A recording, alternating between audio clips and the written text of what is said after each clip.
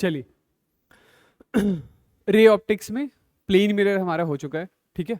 उसके बाद हम लोग अब आगे बढ़ रहे हैं और जो अगला टॉपिक है रिफ्लेक्शन का, वो है हमारा अपना स्फेरिकल मिरर, ठीक है। चलिए स्टार्ट करते हैं।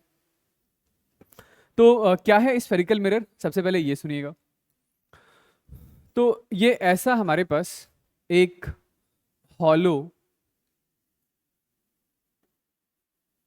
ग्लास स्फेयर, ये क्या है, ये एक हॉलो ग्लास स्फेयर, ठीक है। मतलब ये ग्लास का बना हुआ एक स्फेरिकल स्ट्रक्चर है जो अंदर से खाली है, अंदर से हॉलो है, ठीक है। इस हॉलो स्फेरिकल ग्लास को यहां से हम लोग ऐसे काट देते हैं और काट देंगे तो ये फिर हमें ऐसा दिखाई देगा, ठीक है।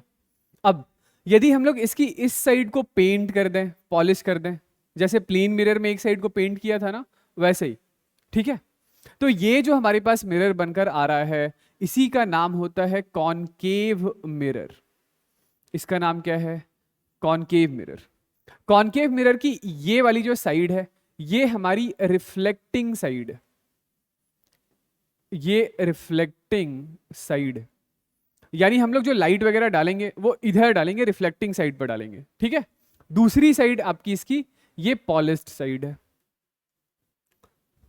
तो पॉलिश्ड साइड पर लाइट मत डालिएगा, लाइट डालने का पॉलिश्ड साइड पे कोई मतलब नहीं बनता है, ठीक है। यदि आपने इसका उल्टा किया होता कि ये हमारे पास स्फेरिकल सरफेस ऐसा है, कि यदि आपने इसका उल्टा किया होता कि यदि हम लोग पॉलिश ये अंदर वाली साइड करते, अंदर वाली, और आउटर सरफेस से रिफ्लेक्शन करवाते, तो इस मिरर का हम लोग नाम निकाल देते हैं, this is convex mirror.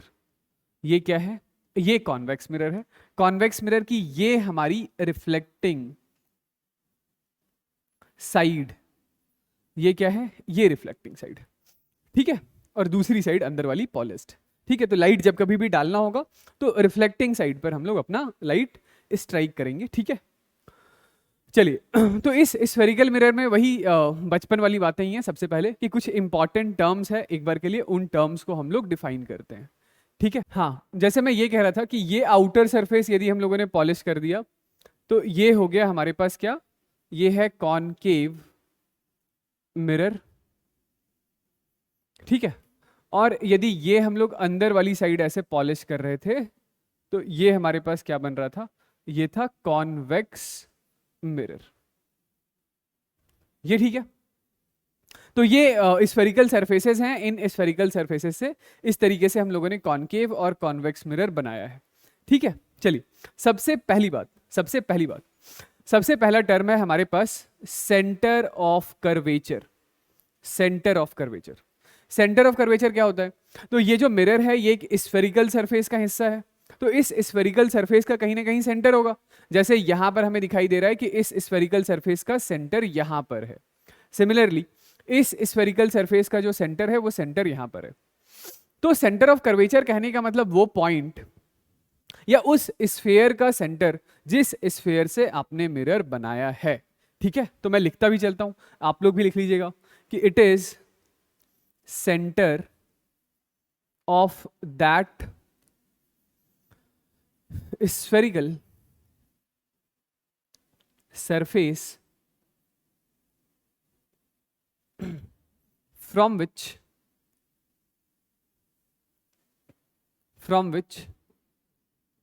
mirror is made, ठीक है। स्फेरिकल सरफेस के सेंटर ऑफ कर्वेचर के बाद जो दूसरा टर्म है वो है हमारा रेडियस ऑफ कर्वेचर का। वो क्या है, रेडियस ऑफ कर्वेचर का। देखिए, तो इस सेंटर ऑफ कर्वेचर से इस स्फेरिकल सरफेस तक का ये जो डिस्टेंस है, ये जो हमारा डिस्टेंस है इस सेंटर ऑफ कर्वेचर से स्फेरिकल सरफेस तक का, ये जो हमारा डिस्टेंस है, यही रेडियस ऑफ कर्वेचर है। यानी रेडियस ऑफ कर्वेचर कहने का मतलब क्या हुआ, तो इस स्फेरिकल सरफेस का जो रेडियस होगा वही रेडियस ऑफ कर्वेचर कहलाता है, ठीक है। तो रेडियस ऑफ कर्वेचर सिंपली कहने का मतलब है it is radius of that spherical surface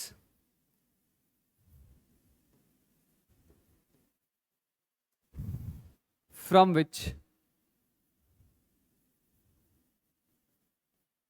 mirror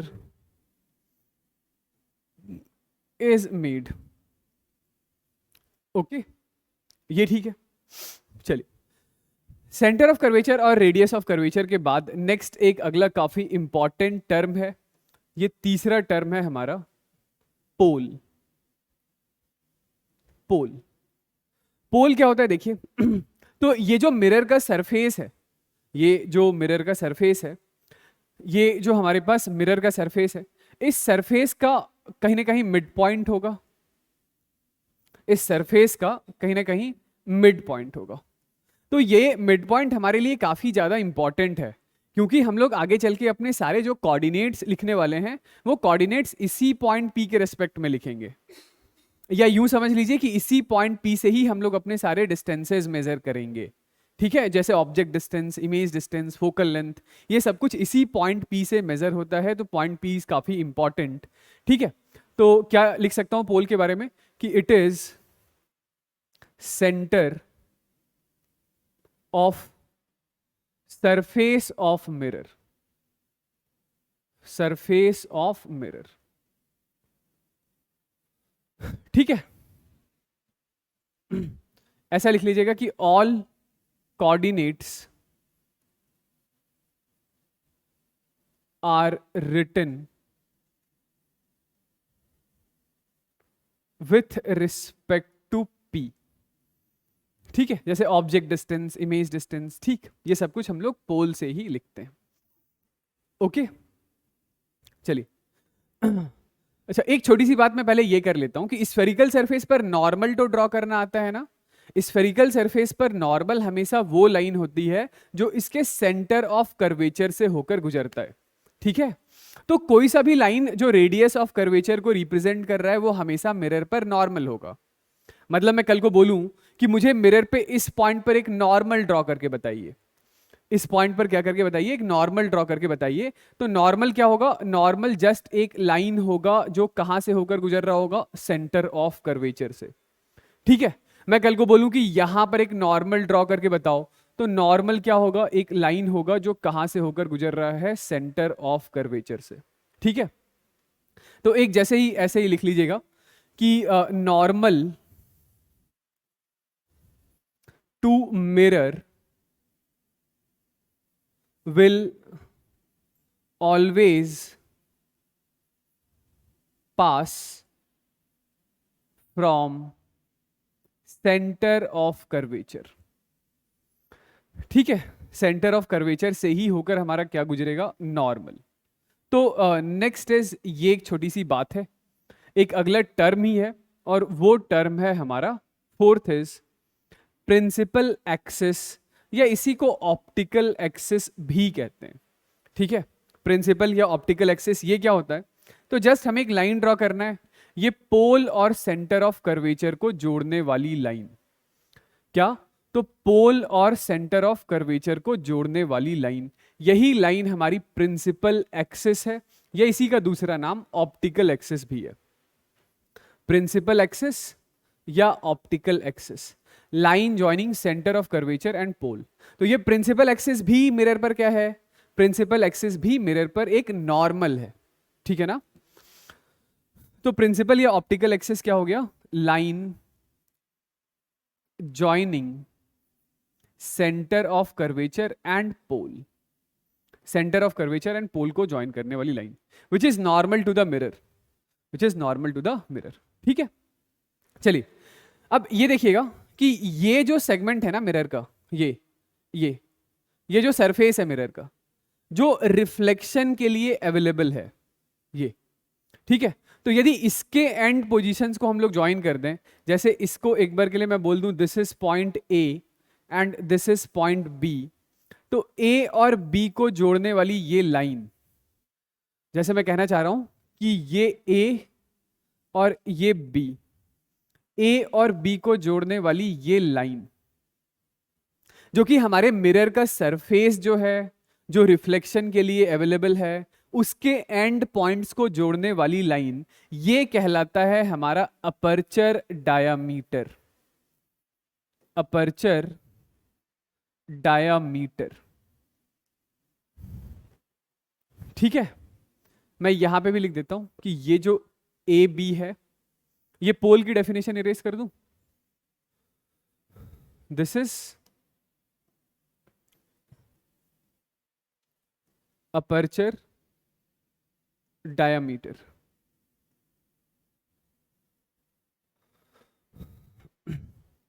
line joining end points of surface of mirror,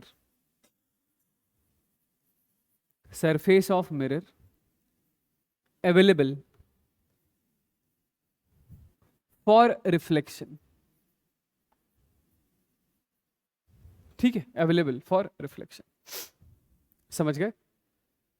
चलिए सारे टर्म्स हम लोग डिफाइन कर रहे हैं, तो एक बार के लिए और एक इंपॉर्टेंट टर्म है, उसको जस्ट अलग से इंट्रोड्यूस करेंगे, मतलब अलग से हेडिंग डाल के उसकी डेफिनेशन वगैरह लिखेंगे। बस यहाँ पे एक बार के लिए लिख लीजिएगा कि ये जो सीपी डिस्टेंस है ना, सीपी डिस्टेंस, इसका आधा मतलब इसका मिड पॉइंट, सीपी का मिड पॉइंट, सीपी का मिड पॉइंट प्रिंसिपल फोकस कहलाता है। ठीक है, ये सीपी का मिड पॉइंट क्या है, तो इसको अलग से लिखेंगे, यहीं पे मैं फिगर में ही मेंशन कर दे रहा हूं कि this is principal focus. F से डिनोट कर रहे हैं, दिस इज प्रिंसिपल फोकस। ठीक है, और ये जो डिस्टेंस है हमारे पास, कौन सा डिस्टेंस, ये पी एफ, मतलब एफ से पोल तक का डिस्टेंस, एफ से पोल तक का डिस्टेंस, ये फोकल लेंथ कहलाता है। ठीक है, तो जो फोकल लेंथ होता है वो focal length radius of curvature का आधा होता है। आपने पढ़ा होगा क्लास 10th में कि जो फोकल लेंथ होता है वो focal length radius of curvature का हाफ होता है। रेडियस ऑफ कर्वेचर 20 सेंटीमीटर है, तो फोकल लेंथ कितना होगा, 10 सेंटीमीटर।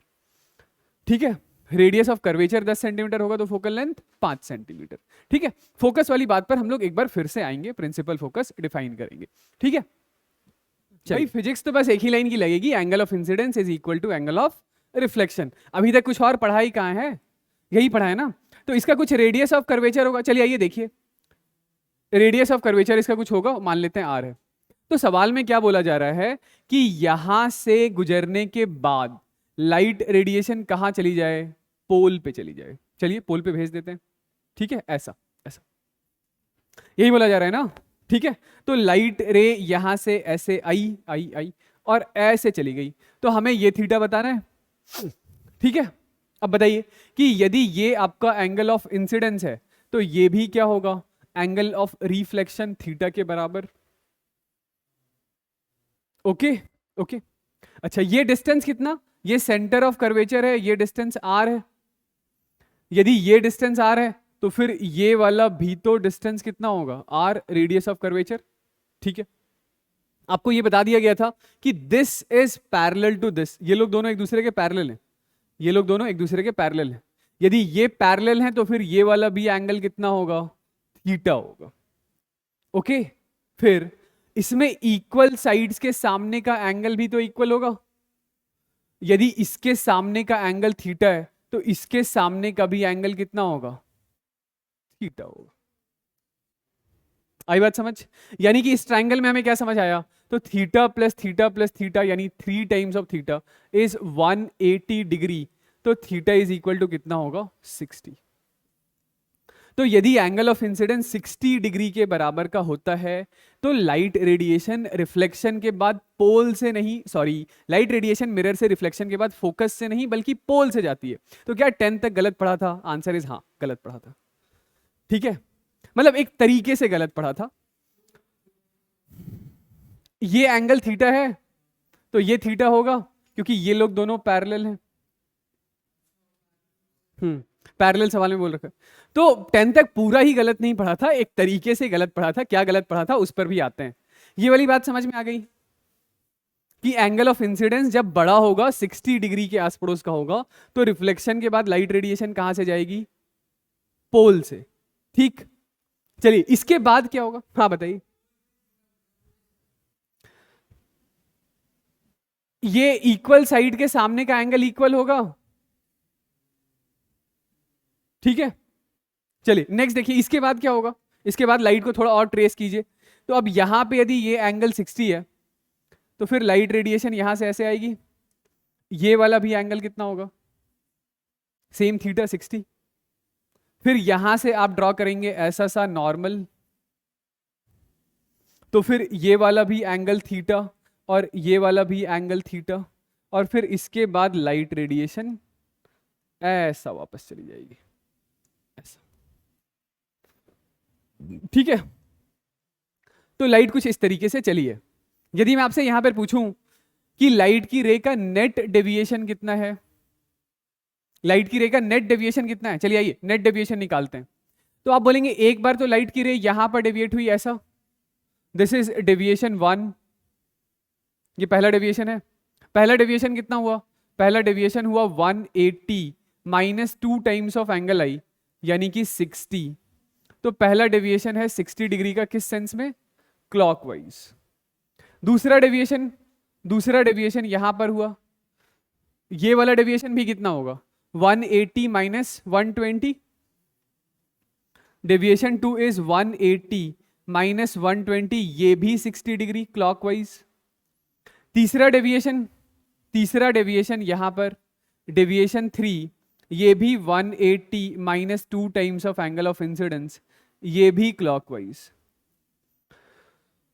तो यदि हमें नेट डेविएशन निकालना है तो तीनों ही डेविएशन सेम सेंस में है, यानी net deviation is deviation 1 plus 2 plus 3, तो net deviation is 180 degree, sorry हाँ, नेट डेविएशन इज 180 डिग्री। क्या डाउट है कोई, बताइए। नेट डेविएशन आप सीधा ऐसे ही बोल सकते थे भाई कि लाइट रे आ रही है ऐसा, जा रही है ऐसा, तो नेट डेविएशन कितना है, 180 डिग्री का, ठीक है। एक और सवाल बताइए, एक और सवाल बताइए। अगला सवाल मेरे पास ऐसा है कि ये फिर से हमारे पास एक स्फेरिकल मिरर, ठीक है। इसके लिए रेडियस ऑफ कर्वेचर आपको बताया गया है कि रेडियस ऑफ कर्वेचर आप इसका r ले लीजिए, ठीक है। फिर से हमारे पास कोई एक लाइट रेडिएशन है, और ये लाइट रेडिएशन जो है पैरेलल टू प्रिंसिपल एक्सिस आ रही है। एंगल ऑफ इंसिडेंस इसके लिए कितना है, I है, ठीक है। एंगल ऑफ इंसिडेंस कितना है, I है। आपसे पूछा गया है फाइंड द डिस्टेंस CQ, आपको ये डिस्टेंस CQ बताना है, CQ डिस्टेंस बताइए।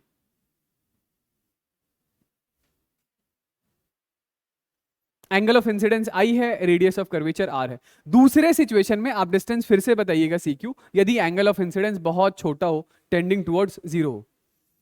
हमें डिस्टेंस कौन सा चाहिए, तो डिस्टेंस हमें CQ निकालना है, ठीक है। मैं फिर से बताता हूं कि जो लाइट रेडिएशन है वो पैरेलल टू प्रिंसिपल एक्सिस है, एंगल ऑफ इंसिडेंस I है, और यदि एंगल ऑफ इंसिडेंस I है तो एंगल ऑफ रिफ्लेक्शन भी कितना होगा, I होगा, ठीक है। एंगल ऑफ रिफ्लेक्शन भी कितना होगा, I होगा। चलिए हमें तो CQ निकालना है, तो डिस्टेंस CQ निकालने के लिए मेरे पास एक प्लान है। वो प्लान ये है कि यदि यहां से हम लोग एक परपेंडिकुलर इसके ऊपर ऐसा ड्रॉ कर दें, ठीक है, यहां से एक परपेंडिकुलर इसके ऊपर ऐसा ड्रॉ कर दें ऐसा। उसके पहले ये सुन लीजिए कि ये एंगल I होगा, तो फिर ये वाला भी एंगल कितना होगा, I होगा ना। तो ये जो पूरा एंगल है ये कितना हो गया, 180 माइनस 2I, 180 माइनस 2I। इसका हम लोगों ने एक एंगल बाइसेक्टर ड्रॉ किया है इसके ऊपर, एंगल बाइसेक्टर हम लोगों ने ऐसा इसके ऊपर ड्रॉ किया है। तो यदि ये पूरा डिस्टेंस R है, ये पूरा डिस्टेंस कितना है, ये पूरा डिस्टेंस R है, तो ये एंगल बाइसेक्टर है, तो ये वाला डिस्टेंस कितना होगा बताइए, ये वाला डिस्टेंस आधा होगा, दैट इज R/2 होगा, है ना। तो ये डिस्टेंस हमारे पास आधा हो गया। तो इस ट्राइंगल में बताइएगा कॉस ऑफ एंगल I की वैल्यू कितनी होगी, कॉस थीटा, इस ट्राइंगल में कॉस ऑफ एंगल I क्या होगा, तो cos theta is equal to base R/2 upon ये हाइपोटेन्यूस दैट इज CQ। तो ये लीजिए भाई, यहां से हमारे पास CQ आ गया कि CQ is R/2 cos I। CQ क्या है? तो CQ है R/2 cos I। आप चाहें तो इस रिजल्ट को याद भी रख सकते हैं, ठीक है, वैसे कोई उतना इंपॉर्टेंट रिजल्ट तो नहीं है, रिमेंबर क्या ही लिखूं, रहने दीजिए। CQ इज इक्वल टू क्या है? R/2 cos I। वेरीफाई कर लीजिए यदि रिजल्ट वेरीफाई करना हो। पिछले सिचुएशन में एंगल ऑफ इंसिडेंस कितना था? 60। cos 60 कितना होता है? 1/2। 2 से 2 कैंसिल आउट हो गया, तो CQ की वैल्यू कितनी आ गई थी?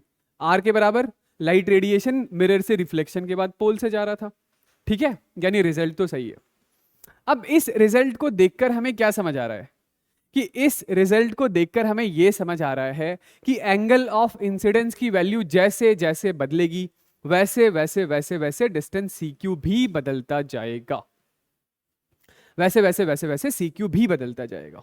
इसी क्वेश्चन में ये जानबूझकर मैंने पूछ रखा है कि यदि एंगल ऑफ इंसिडेंस बहुत छोटा हुआ, एंगल ऑफ इंसिडेंस यदि टेंडिंग टुवर्ड्स जीरो हुआ, टेंडिंग टुवर्ड्स जीरो से मेरे कहने का मतलब है 1 डिग्री, 2 डिग्री, 3 डिग्री, 4 डिग्री या 5 डिग्री कम से कम ऐसा कुछ हुआ, तो वैसे में आपको पता है कि cos of angle of incidence मतलब कॉस थीटा कितना हो जाएगा?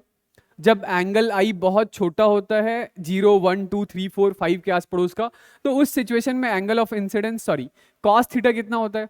तो कॉस थीटा 1 होता है, कॉस थीटा 1 होता है। तो वैसे सिचुएशन में ये जो CQ होता है, इस CQ की वैल्यू तब R/2 के बराबर होगी। तब ये जो CQ है, इस CQ की वैल्यू कितनी होगी? R/2 के बराबर होगी, ठीक है। तो यही एक तरीके से आप समझ सकते हैं कि ये किसी स्फेरिकल मिरर की बेसिकली एक इनएबिलिटी है, ये एक डिफेक्ट होता है स्फेरिकल मिरर में कि वो अपने ऊपर पड़ने वाली सभी पैरेलल लाइट रेडिएशन को एक जगह पर कन्वर्ज नहीं कर पाता है, ठीक है। चलिए इसको नोट पॉइंट बना करके लिखिएगा, ऐसा इसको नोट पॉइंट बना के लिखिएगा।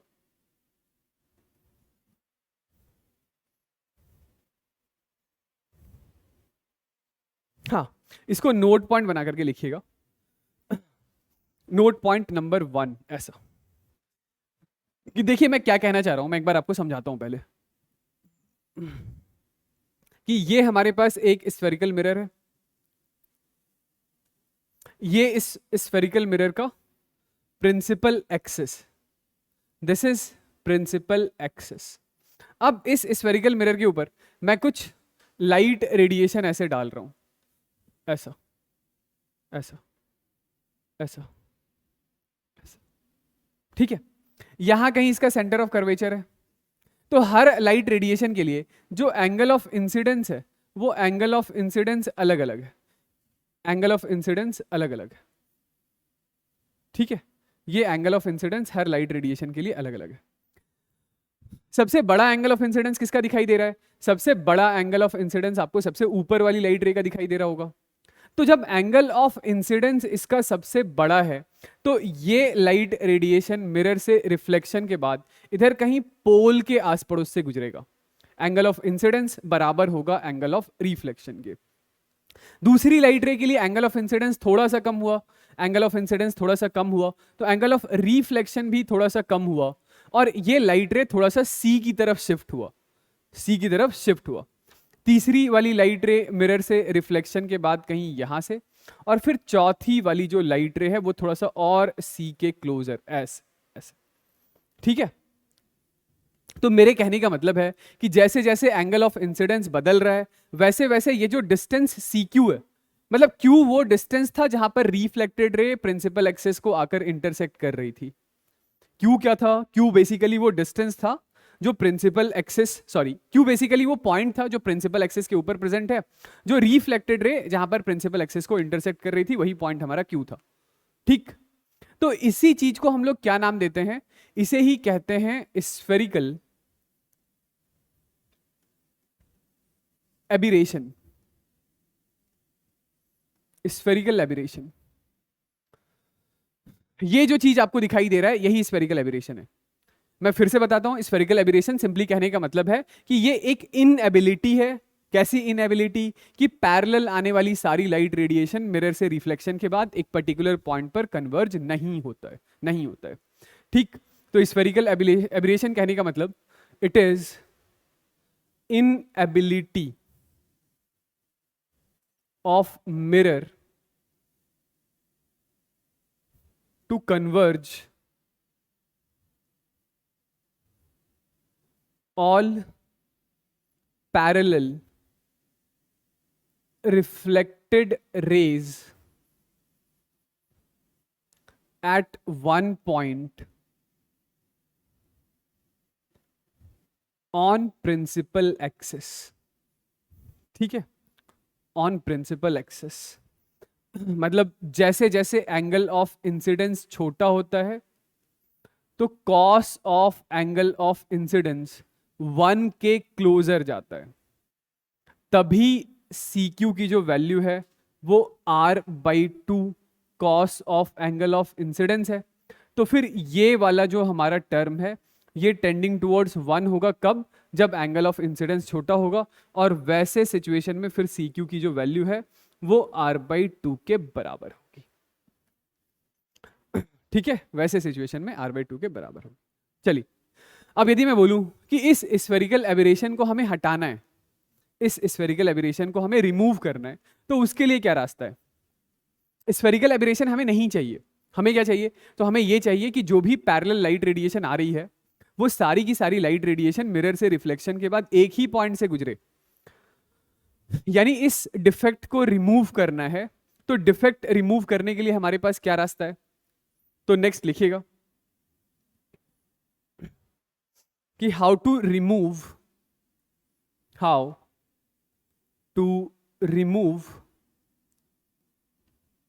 स्फेरिकल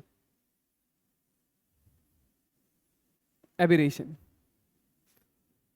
तो हटाने के लिए दो रास्ते हैं। इस स्फेरिकल एबरेशन को रिमूव करने के लिए हमारे पास दो तरीका है।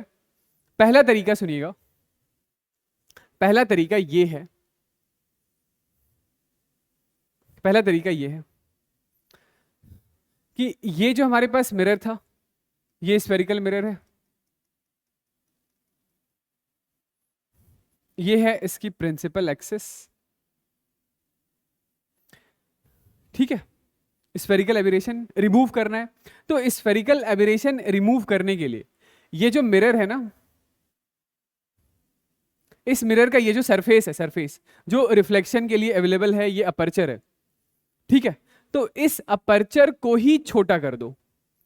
मेरे कहने का मतलब है कि यहां से मिरर ऐसे कट कर लीजिए, यहां से कट कर लीजिए, ये वाला पोर्शन मिरर का हटा दीजिए।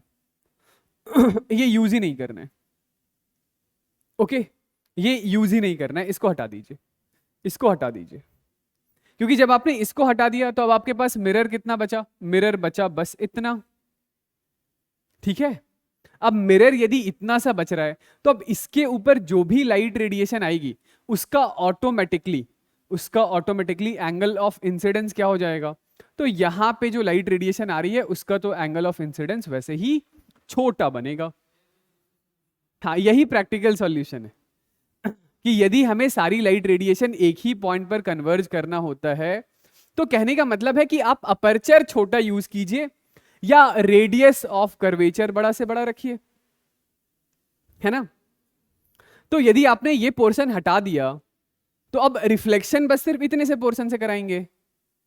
अब यदि इतने से पोर्शन से आप रिफ्लेक्शन कराएंगे तो क्या होगा कि यहां पर जो इसका ये सेंटर ऑफ कर्वेचर था, तो अब जो भी एंगल ऑफ इंसिडेंस इसके ऊपर फॉर्म होगा, इसके ऊपर जो भी एंगल ऑफ इंसिडेंस फॉर्म होगा वो एंगल ऑफ इंसिडेंस बहुत छोटा होगा, बहुत छोटा होगा।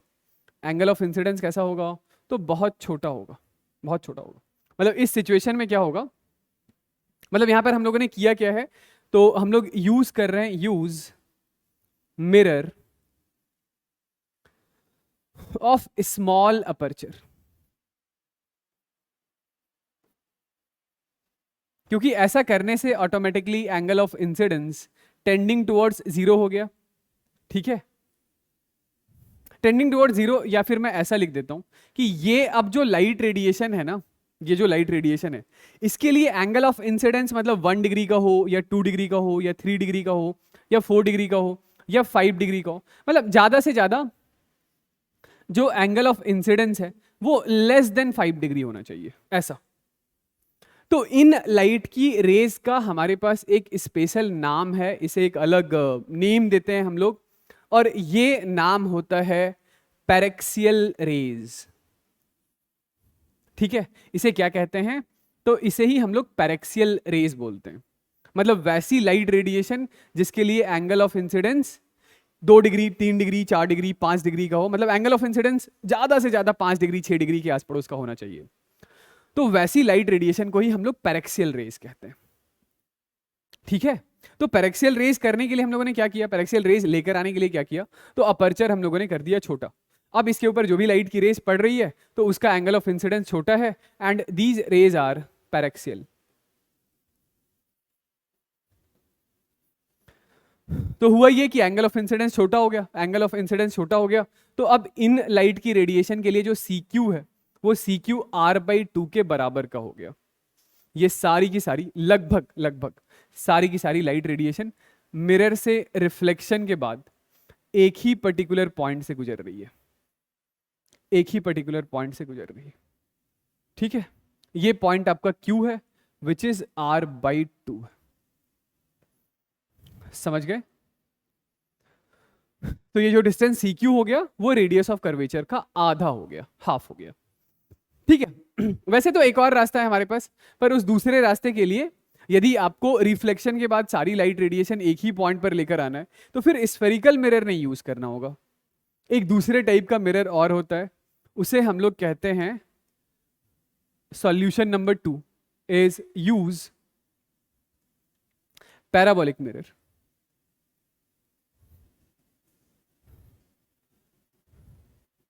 Use parabolic mirror. ठीक है, तो पैराबोलिक मिरर ऐसा होता है, ऐसा। और पैराबोलिक मिरर की खासियत यह है कि इसके लिए रेज चाहे पैरेक्सियल हो या ना हो, इसके लिए रेज पैरेक्सियल हो या ना हो, बस पैरेलल टू प्रिंसिपल एक्सिस होना चाहिए। तो इसके ऊपर अब जो भी लाइट रेडिएशन आती है तो ये सारी लाइट रेडिएशन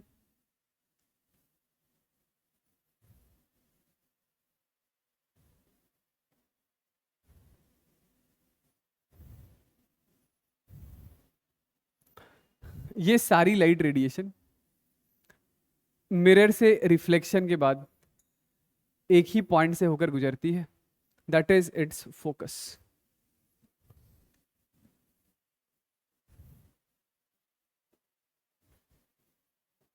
ठीक है, तो ये पैराबोलिक मिरर का सीन है कि पैराबोलिक मिरर से तो रिफ्लेक्शन के बाद लाइट रेडिएशन जो है वो उसके फोकस से ही गुजरती है। चलिए, तो इसके बाद नेक्स्ट आगे हम लोग जो प्रिंसिपल फोकस है मिरर का उसको डिफाइन कर लेते हैं। देखिए, तो आई होप अब तक समझ आ गया होगा मैं क्या कहना चाह रहा हूं। फिर से सुनिए इसको, कि ये हमारे पास था कॉनकेव मिरर, ये कॉनकेव मिरर है, और ये दूसरी साइड एक कॉन्वेक्स मिरर।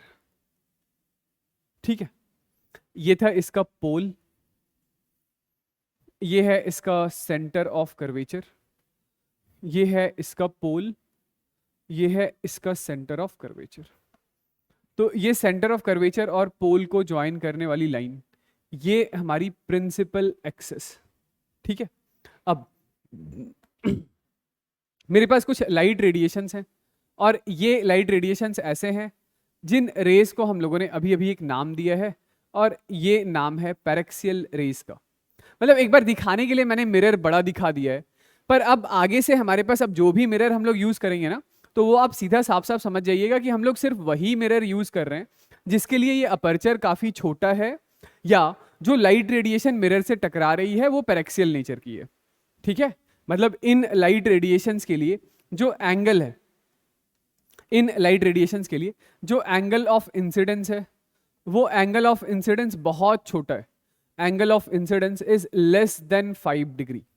ठीक है, सिमिलरली दूसरी साइड भी यही है कि ये यहां से हमारे पास ऐसे parallel light radiations, optical axis के पैरेलल लाइट रेडिएशन ऐसे आई आई आई।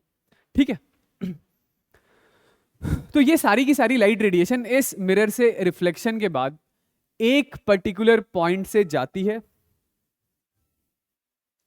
ये सारी की सारी लाइट रेडिएशन मिरर से रिफ्लेक्शन के बाद एक ही पर्टिकुलर पॉइंट से जाती है,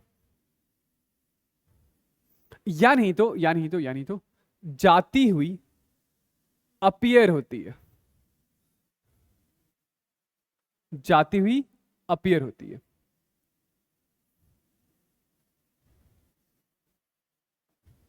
तो ये जो पॉइंट है हमारा प्रिंसिपल एक्सिस के ऊपर, यही पॉइंट हमारा प्रिंसिपल फोकस कहलाता है।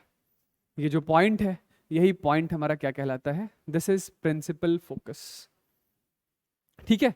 और ये जो सेपरेशन है, कैसा सेपरेशन? तो प्रिंसिपल फोकस से पोल तक का जो सेपरेशन है, यही आपका फोकल लेंथ है। पोल से प्रिंसिपल फोकस तक का जो सेपरेशन है, यही आपका फोकल लेंथ है। तो ये जो लाइट रेडिएशन मैंने ड्रॉ किया है, मैं फिर से लिख देता हूं कि ये लाइट रेडिएशन पैरेक्सियल रेज है। ठीक है। ये जो लाइट रेडिएशंस हैं, these are paraxial rays. Paraxial rays simply कहने का मतलब हो गया वैसी लाइट रेडिएशन जो क्लोज और पैरेलल टू प्रिंसिपल एक्सिस है। क्लोज होगी तो एंगल ऑफ इंसिडेंस खुद 5 डिग्री से छोटा हो जाएगा। तो एक बार स्टेट कर लेते हैं क्या है प्रिंसिपल फोकस, कि it is that point on principal axis through which all reflected rays will pass by or will appear to be passing by if incident rays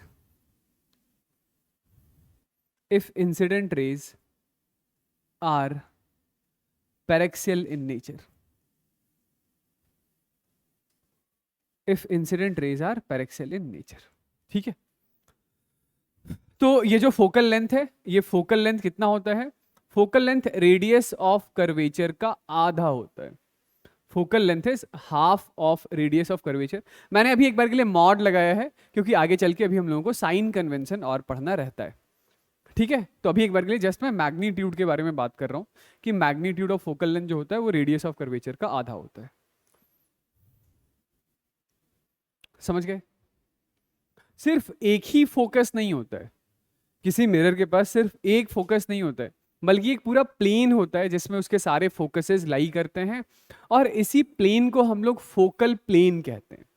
इसी प्लेन को क्या कहते हैं? Focal plane. जैसे ये सुनिएगा कि ये हमारे पास ऐसा सा कोई एक स्फेरिकल मिरर है, कॉनकेव मिरर।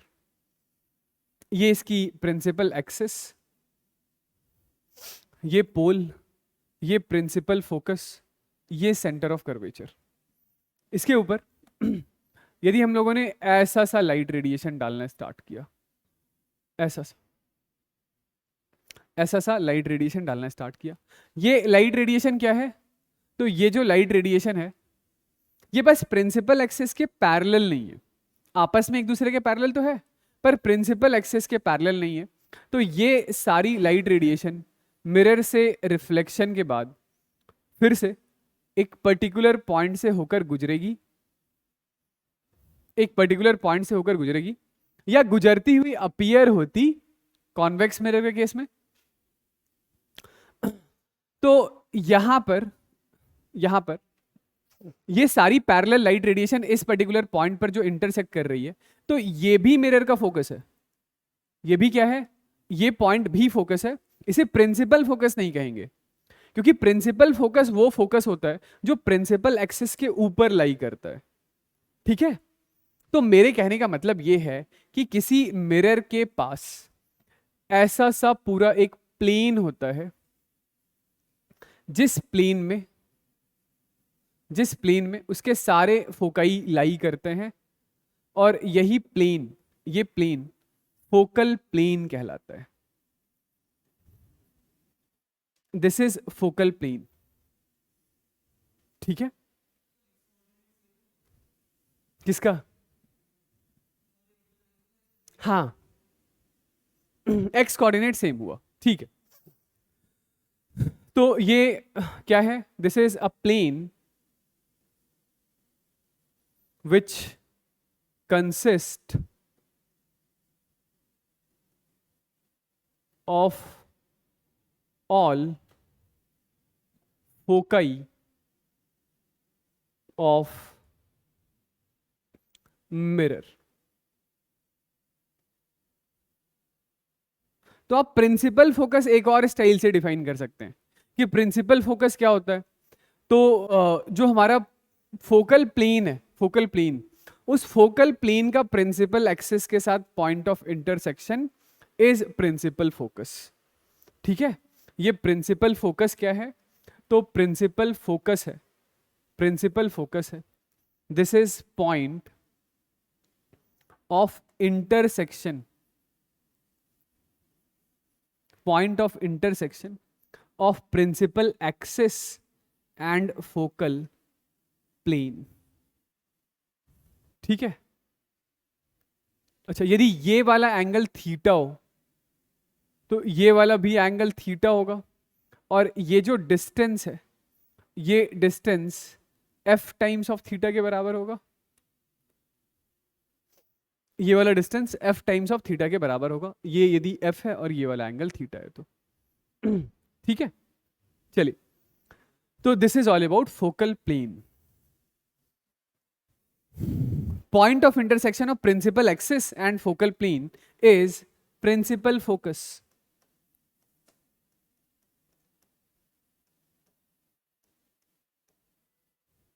Principal focus. चलिए फिर नेक्स्ट हम लोग सबसे पहले बात करते हैं टूल्स ऑफ इमेज ट्रेसिंग कि स्फेरिकल मिरर से जो हम लोग रे डायग्राम बनाने वाले हैं, मतलब डिफरेंट ऑब्जेक्ट के लिए जो डिफरेंट इमेज लोकेशन के बारे में बात करेंगे, तो उसके लिए क्या रूल्स या टूल्स कह लीजिए, वो क्या है उसके बारे में बात करते हैं। ठीक है, तो सुनिएगा, देखिए, ऐसा है कि ये हमारे पास एक कॉनकेव मिरर, ये है एक कॉनकेव मिरर, साथ साथ कॉन्वेक्स के लिए भी बात करते चलते हैं साथ साथ, कि ये है हमारे पास एक कॉन्वेक्स मिरर। ठीक है, ये इसकी प्रिंसिपल एक्सिस, ये पोल, ये फोकस, और ये है सेंटर ऑफ कर्वेचर। ये पोल, ये फोकस, और ये है सेंटर ऑफ कर्वेचर। तो सबसे पहला रूल हमारा यही है जो डेफिनेशन ऑफ फोकस में था कि यदि कभी पैरेलल लाइट रेडिएशन यानी कि एक ऐसी लाइट रेडिएशन जो प्रिंसिपल एक्सिस के पैरेलल है ऐसा ड्रॉ करते हैं, तो मिरर से रिफ्लेक्शन के बाद ये लाइट रेडिएशन या तो एक्चुअली फोकस से होकर गुजरेगी या नहीं तो फोकस से होकर गुजरती हुई जस्ट अपीयर होगी। ठीक है, the very first rule is ये वाला कि प्रिंसिपल एक्सिस के पैरेलल आने वाली लाइट रेडिएशन मिरर से रिफ्लेक्शन के बाद एक्चुअली कहां से होकर गुजरेगी, एक्चुअली कहां से होकर गुजरेगी, तो कॉनकेव मिरर वाले सिचुएशन में। ठीक है, और कहां से होकर गुजरती हुई अपीयर होगी, तो कॉन्वेक्स मिरर वाले सिचुएशन में। ठीक है, चलिए दूसरी बात,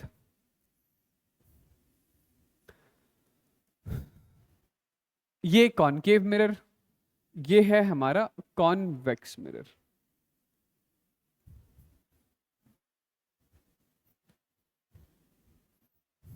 ये है पोल, फोकस, सेंटर ऑफ कर्वेचर। ये पोल, फोकस, सेंटर ऑफ कर्वेचर। दूसरी बात कि यदि इंसिडेंट रेडिएशन ही फोकस से होकर गुजर जाए, इंसिडेंट लाइट रे ही कहां से होकर गुजर जाए, फोकस से, तो मिरर से रिफ्लेक्शन के बाद, मिरर से रिफ्लेक्शन के बाद ये लाइट रेडिएशन कहां से होकर गुजरेगी, तो मिरर से रिफ्लेक्शन के बाद ये अपीयर होगा प्रिंसिपल एक्सिस के पैरेलल, सॉरी, ये मिरर से रिफ्लेक्शन के बाद ये बिल्कुल पैरेलल टू प्रिंसिपल एक्सिस हो जाएगा इन दोनों ही सिचुएशन में। ठीक है, इन दोनों ही सिचुएशन में। इसका जस्ट उल्टा, यानी लाइट रेडिएशन यदि फोकस से होकर गुजर गई तो रिफ्लेक्शन के बाद क्या होगा, रिफ्लेक्शन के बाद पैरेलल टू प्रिंसिपल एक्सिस हो जाएगा। ठीक, चलिए तीसरा सिचुएशन देखिए कि ये कॉनकेव मिरर, ये है कॉन्वेक्स मिरर।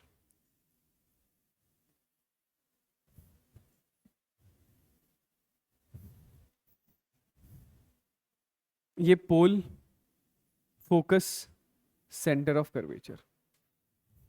ये है पोल, फोकस, सेंटर ऑफ कर्वेचर।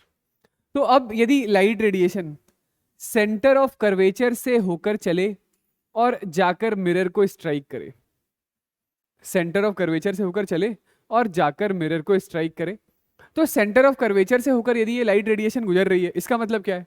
इसका मतलब है ये light radiation along the normal ही चल रही है, और अलोंग दी नॉर्मल चल रही है मतलब एंगल ऑफ इंसिडेंस कितना है? तो एंगल ऑफ इंसिडेंस 0, तो एंगल ऑफ रिफ्लेक्शन भी कितना होगा? 0। यहां पर भी यदि लाइट रेडिएशन ऐसे ये सेंटर ऑफ कर्वेचर से होकर जाते हुए दिखाई दे, तो फिर लाइट रेडिएशन मिरर से रिफ्लेक्शन के बाद अपना रास्ता जो है वो ट्रेस बैक कर लेती है, यानी जिस रास्ते के अलोंग चलकर आ रही थी बिल्कुल उसी रास्ते के अलोंग लाइट रेडिएशन चलकर चली भी जाएगी। ठीक है, सिंपल सी बात है। तो इन तीनों, या चलिए एक और रूल है वो वाला भी देख लीजिए। फोर्थ इज कहां ड्रॉ करूं? फोर्थ यहां ड्रॉ करता हूं। फोर्थ इज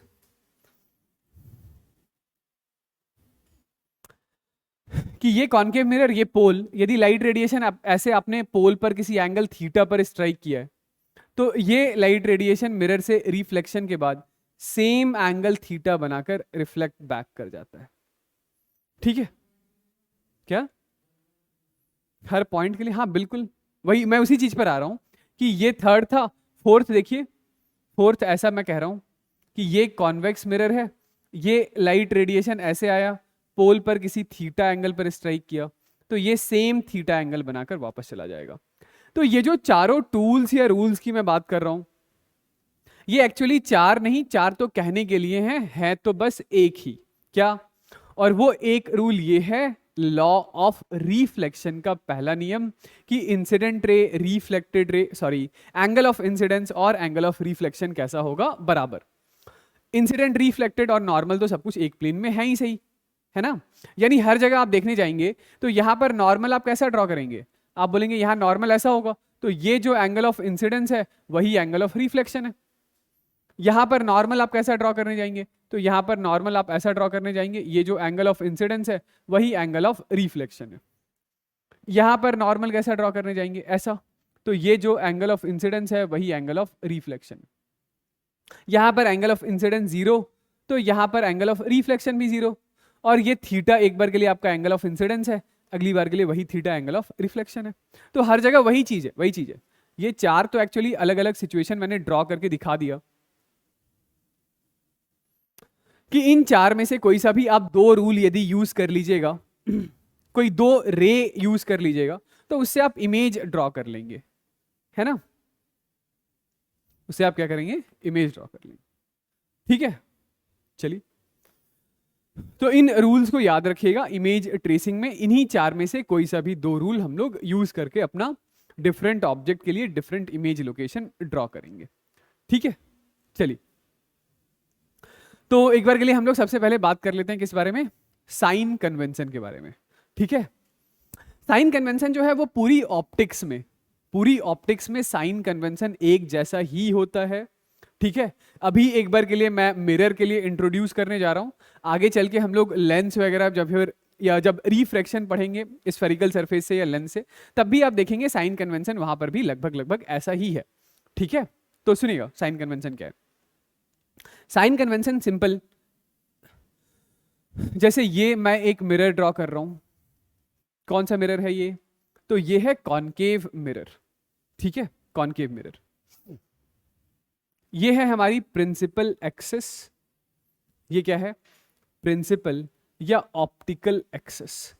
तो सबसे पहली बात तो ये है साइन कन्वेंशन का कि ये जो हमारी प्रिंसिपल एक्सिस है ना, ये जो प्रिंसिपल या ऑप्टिकल एक्सिस है, आप इस प्रिंसिपल या ऑप्टिकल एक्सिस को, जो हमारा प्रिंसिपल एक्सिस या ऑप्टिकल एक्सिस है, आप एक बार के लिए इसे अपना एक्स एक्सिस मान सकते हैं। क्या मान सकते हैं इसको? इसको एक्स एक्सिस के जैसा ट्रीट किया जाएगा। ठीक है, अगली बात, अब ये एक्स एक्सिस है कहते तो कहीं ना कहीं ओरिजिन होगा। ठीक है, ये वही ओरिजिन है जहां से सारे कोऑर्डिनेट्स लिखे जाते हैं, तो ये ओरिजिन हमारा पोल होता है, पोल। यानी इसका दूसरा पॉइंट ये है कि जो पोल है मिरर का, वो पोल एक्ट करता है एज ओरिजिन। यानी इस पॉइंट का कोऑर्डिनेट क्या हो गया? तो इस पॉइंट का कोऑर्डिनेट इज 0,0 हो गया। ठीक है, चलिए मेन जो साइन कन्वेंशन है वो ये तीसरा पॉइंट है। मेन साइन कन्वेंशन बस पूरे रे ऑप्टिक्स में यही है। ठीक है, ऐसे लिखने के लिए तो 6 लिख दूं मैं, पर मेन साइन कन्वेंशन बस सिर्फ इतनी सी बात है, वो ये है कि लेट से आपका ऑब्जेक्ट कहीं इधर रखा हुआ है, ऑब्जेक्ट कहीं इधर रखा है, तो इंसिडेंट रे आपके पास ऐसे आएगी, ऐसे। और ये जो इंसिडेंट रे वाली डायरेक्शन है, कौन सी डायरेक्शन? इंसिडेंट रे वाली। तो इंसिडेंट रे वाली डायरेक्शन पॉजिटिव डायरेक्शन लेना है। इंसिडेंट रे वाली डायरेक्शन कैसा लेना है? पॉजिटिव ट्रीट करना है। समझ गए? ठीक है, यदि इंसिडेंट रे वाली डायरेक्शन पॉजिटिव है, इसका मतलब ये हुआ कि इसके आगे के जो कोऑर्डिनेट्स होंगे, मतलब ये वाले कोऑर्डिनेट्स, ये कोऑर्डिनेट्स कैसे होंगे? पॉजिटिव होंगे। ठीक है, तो ये वाला कोऑर्डिनेट आपका पॉजिटिव होगा। ठीक है, तो इसको लिखिएगा कि डायरेक्शन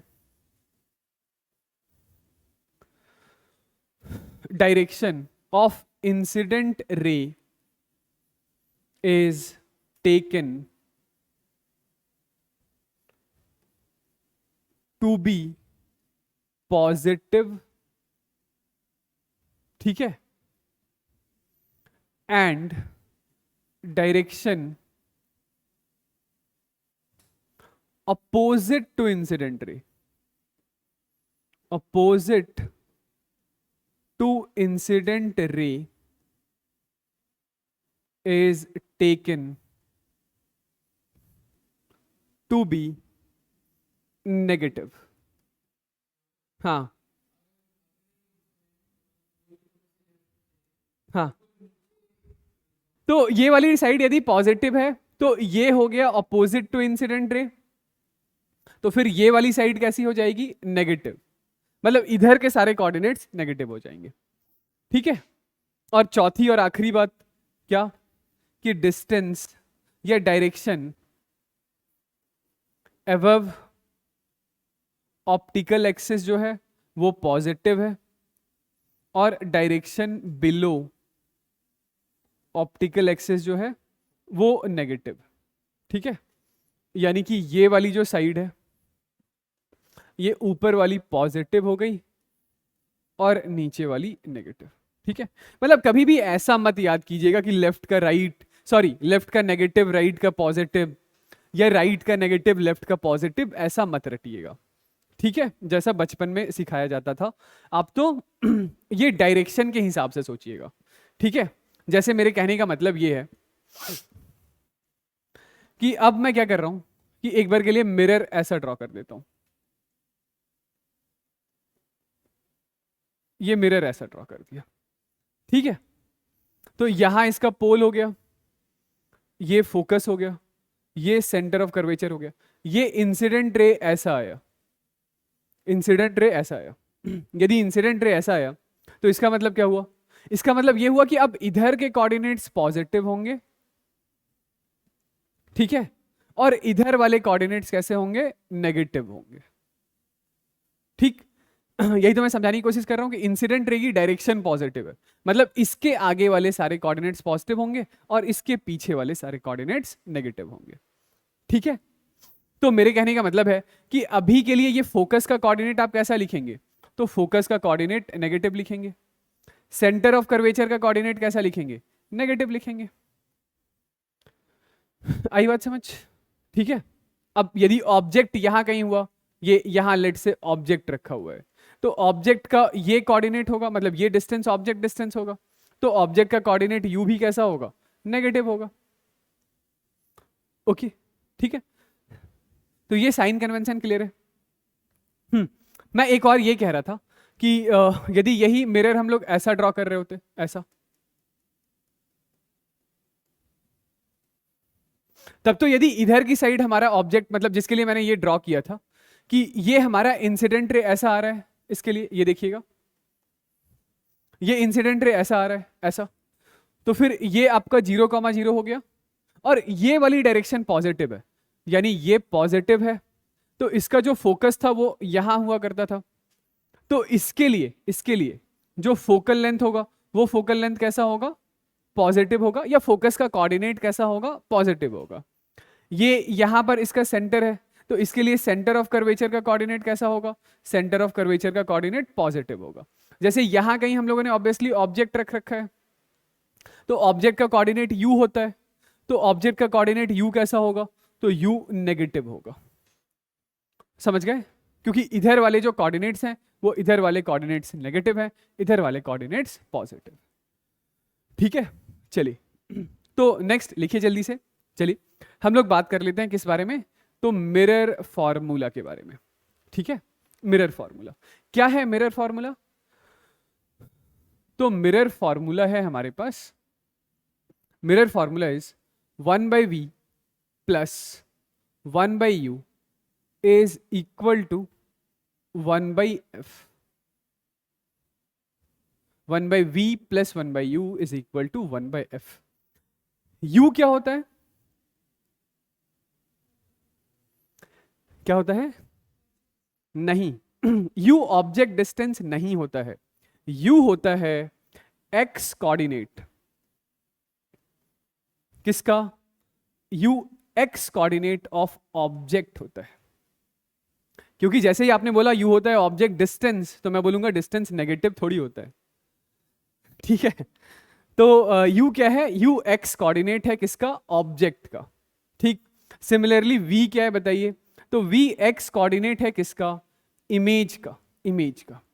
क्योंकि भाई ऑब्जेक्ट या इमेज हम लोग x एक्सिस के ऊपर ही रखेंगे ना।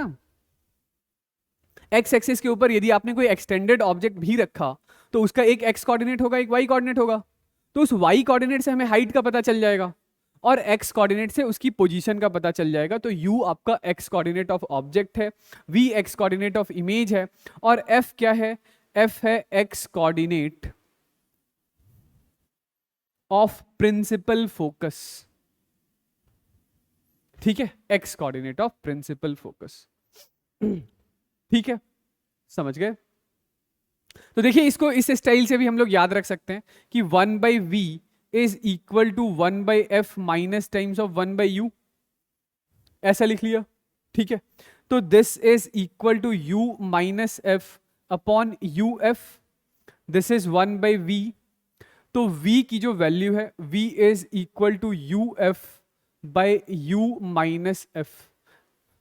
मैं तो यही याद रखता हूं, और हम लोग इसी चीज को यूज भी करेंगे प्रॉब्लम सॉल्विंग में सीधा। ठीक है या आप चाहें तो इसको ऐसा लिख लीजिए कि 1/u is equal to 1/f minus times of 1/v, यानी v minus F upon v into F is 1/u।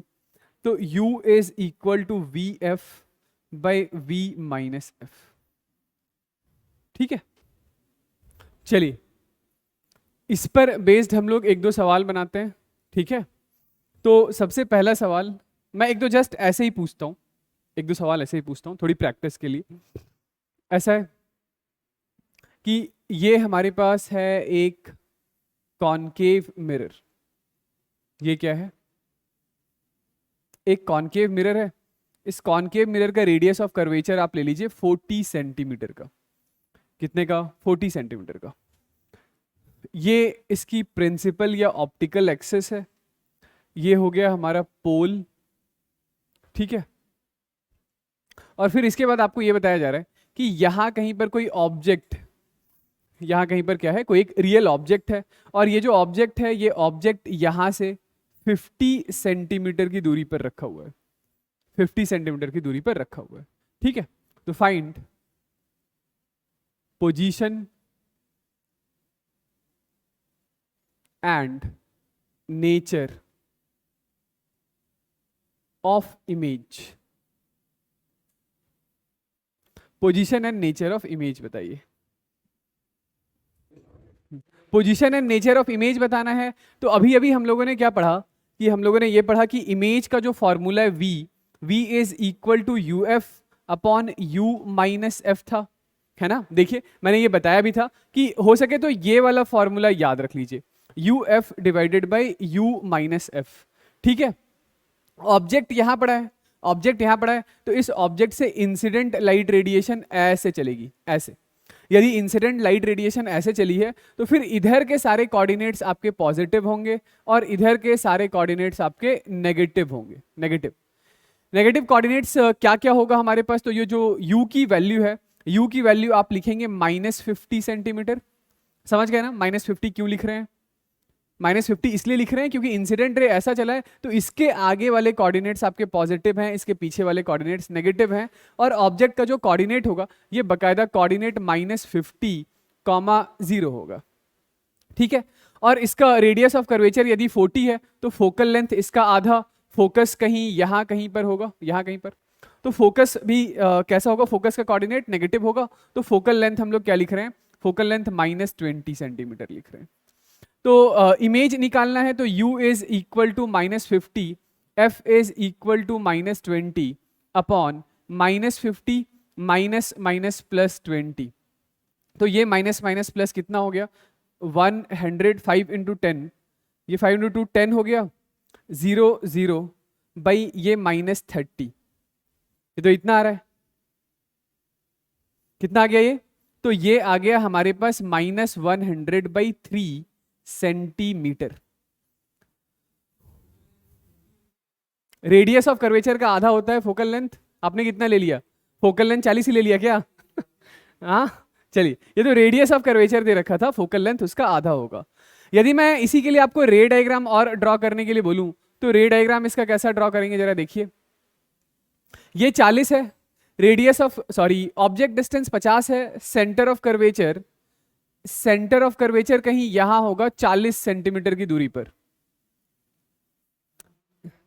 ठीक है। 100/3 कितना हो गया, तो -33.33 है ना। यदि मैं बोलूं कि इसके लिए रे डायग्राम और ड्रॉ करके बताइए, तो इस ऑब्जेक्ट से आप बोलेंगे कि एक लाइट रेडिएशन मिरर पर ऐसा ड्रॉ कर दो, इस ऑब्जेक्ट से एक लाइट रेडिएशन मिरर पर ऐसा ड्रॉ कर दो। फिर नेक्स्ट इज कि आपको रिफ्लेक्टेड रे ड्रॉ करने के लिए मिरर पर नॉर्मल ड्रॉ करना पड़ेगा। मिरर पर नॉर्मल कैसा दिखाई देगा, तो मिरर पर नॉर्मल वो लाइन होगा जो इसके सेंटर ऑफ कर्वेचर से होकर जा रहा है, ऐसा ऐसा। तो ये जो एंगल ऑफ इंसिडेंस है, ये जो एंगल ऑफ इंसिडेंस है, इतना ही एंगल ऑफ रिफ्लेक्शन भी होगा। और ये लाइट रे यहां से टकराकर ऐसे आ गई, ये लाइट रे यहां से टकराकर ऐसे आ गई, और ये वाला जो डिस्टेंस है, ये डिस्टेंस आपका 100/3 है। ये यहां कहीं पर हमारे पास इमेज बन रहा है। तो इमेज कैसे बना, इमेज रिफ्लेक्टेड रे के एक्चुअल इंटरसेक्शन से बना, एक्चुअल इंटरसेक्शन से। तो बनने वाला ये जो हमारा इमेज होगा, ये इमेज रियल होगा, this is a real image. समझ गए, ठीक है। नेक्स्ट इज, एक दो सवाल और करते हैं। फिर इसी में यदि मैं आपसे ऐसा पूछता कि लीजिए ये फिर से एक कॉनकेव मिरर ले लेते हैं, फिर से एक कॉनकेव मिरर ले लेते हैं। रेडियस ऑफ कर्वेचर अब की बारी ले लेते हैं 20 सेंटीमीटर का। रेडियस ऑफ कर्वेचर कितना है, 20 सेंटीमीटर, ठीक है। और यहां कहीं पर मैं रख देता हूं एक ऑब्जेक्ट, और ये जो ऑब्जेक्ट डिस्टेंस है, ये ऑब्जेक्ट डिस्टेंस है 5 सेंटीमीटर का, 5 सेंटीमीटर। तो मेरा सवाल फिर से वही है, क्या, कि find position and nature of image. तो इसमें हमें क्या करना है, फिर से वही फॉर्मूला लगाएंगे, कौन सा, v का formula, v is equal to u into F divided by u minus F. u यानी कि ऑब्जेक्ट डिस्टेंस, तो अब तक समझ आ गया होगा कि इंसिडेंट रे चलने वाली है ऐसा, इंसिडेंट रे यदि ऐसा चलेगी तो इधर के कोऑर्डिनेट्स होंगे पॉजिटिव और इधर के कोऑर्डिनेट्स होंगे नेगेटिव। तो u हम लोग क्या लिखेंगे, u लिखेंगे -5। यदि रेडियस ऑफ कर्वेचर 20 सेंटीमीटर है तो फोकल लेंथ कितना होगा? फोकल लेंथ -10 हम लोग लिखेंगे क्योंकि फोकस का कोऑर्डिनेट नेगेटिव होगा। फोकस इसका कहां होगा? तो फोकस इसका कहीं यहां होगा, यहां, ये ठीक है, कहीं यहां होगा। Alright alright. तो चलिए v की वैल्यू निकालिए। v कितना आ गया हमारे पास? तो v is equal to u यानी कि -5, f is equal to -10, -5 minus plus 10। तो ये माइनस माइनस हो गया हमारे पास कैसा? +50/5 यानी v आ रहा है +10 सेंटीमीटर। क्या आ गया? +10 सेंटीमीटर। इसका मतलब क्या है? इसका मतलब इमेज इधर लेफ्ट की साइड पर नहीं है, इमेज राइट की साइड पर है, राइट की साइड पर है। चलिए जरा रे डायग्राम बना के इस चीज को देख सकते हैं क्या? बिल्कुल। तो इस ऑब्जेक्ट से एक लाइट रेडिएशन मैंने ऐसा डाला, इस ऑब्जेक्ट से एक लाइट रेडिएशन मैंने ऐसा डाला, ऐसा, ठीक है। अब यहां पर हमें यदि ड्रॉ करना हो नॉर्मल, तो इसका सेंटर ऑफ कर्वेचर तो और कहीं यहां होगा। तो ये लीजिए, मिरर पर नॉर्मल जो होगा वो नॉर्मल ये वाली लाइन होगी, मिरर पर नॉर्मल जो होगा वो नॉर्मल ये वाली लाइन होगी। ये है हमारा एंगल ऑफ इंसिडेंस। ये क्या है? Angle of incidence. तो जो लाइट की रे है वो मिरर से रिफ्लेक्शन के बाद ऐसा चली गई, मिरर से रिफ्लेक्शन के बाद ऐसा चली गई। तो ये दोनों लाइट की रे जो है ये अपीयर टू बी इंटरसेक्टिंग है।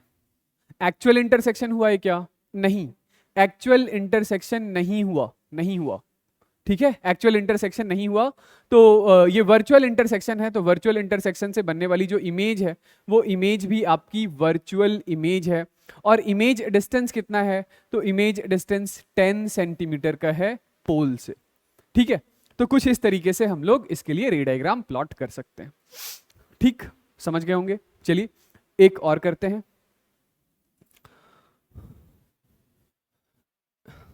ये फिर से हमारे पास एक कॉनकेव मिरर, कॉनकेव मिरर, एक लाइट रेडिएशन ऐसे आ रही है, ऐसे। अब इसके रास्ते में मिरर आ गया, इसके रास्ते में क्या आ गया? मिरर आ गया। यदि मिरर नहीं आया होता तो ये इंसिडेंट रेज है। ये कौन सी रे है? Incident ray. यदि मिरर नहीं आया होता तो लाइट रेडिएशन इधर कहीं आकर कन्वर्ज करती, ठीक है। लेकिन बीच में क्या आ गया? मिरर आ गया, ठीक। इस मिरर का जो रेडियस ऑफ कर्वेचर है वो रेडियस ऑफ कर्वेचर 40 सेंटीमीटर का है, ठीक है, 40 सेंटीमीटर का है। ये डिस्टेंस आप ले लीजिए कुछ 10 सेंटीमीटर का। कितना? 10 सेंटीमीटर, ठीक। तो मेरा सवाल आपसे क्या है? मेरा सवाल है find position and nature of image, find position and nature of image. तो यहां सबसे पहला कंफ्यूजन ये होता है कि ये क्या है? ये ऑब्जेक्ट है या इमेज है? चलिए देखते हैं। सबसे पहला कंफ्यूजन जो होता है वो ये होता है कि ये क्या है? ये ऑब्जेक्ट है या इमेज है? इसमें कोई कंफ्यूजन है क्या? ये क्या है? ये ऑब्जेक्ट है, ये ऑब्जेक्ट है, क्योंकि ये इंसिडेंट रे है ना, और इंसिडेंट रेज का पॉइंट ऑफ इंटरसेक्शन ऑब्जेक्ट होता है। तो ये हमारा ऑब्जेक्ट है। क्या ये रियल ऑब्जेक्ट है? नहीं। ऐसे ही ऑब्जेक्ट को हम लोग कहते हैं वर्चुअल ऑब्जेक्ट। ऐसे ही ऑब्जेक्ट को क्या कहते हैं? वर्चुअल ऑब्जेक्ट, ठीक है। जरा साइन कन्वेंशन लगाइए तो आप बोलेंगे कि ये हमारी इंसिडेंट रे की डायरेक्शन है। इंसिडेंट रे की डायरेक्शन के कोऑर्डिनेट्स पॉजिटिव होते हैं तो ये पॉजिटिव होगा, और इंसिडेंट रे से ऑपोजिट दिशा में मेजर किया जाने वाला कोऑर्डिनेट नेगेटिव होता है, ठीक। तो अभी के लिए ये जो हमारा ऑब्जेक्ट डिस्टेंस u है वो u कितना है? तो u होगा +10 सेंटीमीटर। अभी तक तो नेगेटिव हुआ करता था, हाँ अभी तक नेगेटिव होता था क्योंकि ऑब्जेक्ट रियल होता था। अब हमारा ऑब्जेक्ट ही वर्चुअल है तो u पॉजिटिव हो गया, समझ गए। फोकल लेंथ, तो फोकल लेंथ तो हमारा कितना होगा? रेडियस ऑफ कर्वेचर का आधा, विच इज -20। मतलब फोकस का जो कोऑर्डिनेट है वो -20 लिख रहे हैं, ठीक है, क्योंकि फोकस तो इधर ही होगा ना। v क्या है? तो v is equal to u into F divided by u minus F, यानी 10 इंटू -20/10 -20। तो ये हो गया -200/30, 0 से 0 गया।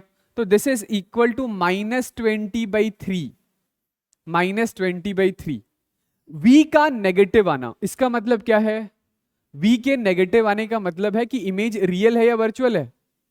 इमेज रियल है, रियल है। भाई ये दो सवाल आपने किया ना, इसमें देखिए पहले सवाल में V कैसा आया था? नेगेटिव। तो आप चाहें तो इसको एज अ कंक्लूजन याद भी रख सकते हैं कि V नेगेटिव आने का मतलब है U नेगेटिव के लिए, मतलब रियल ऑब्जेक्ट के लिए कैसा इमेज फॉर्म हुआ था? रियल, पहले सिचुएशन में।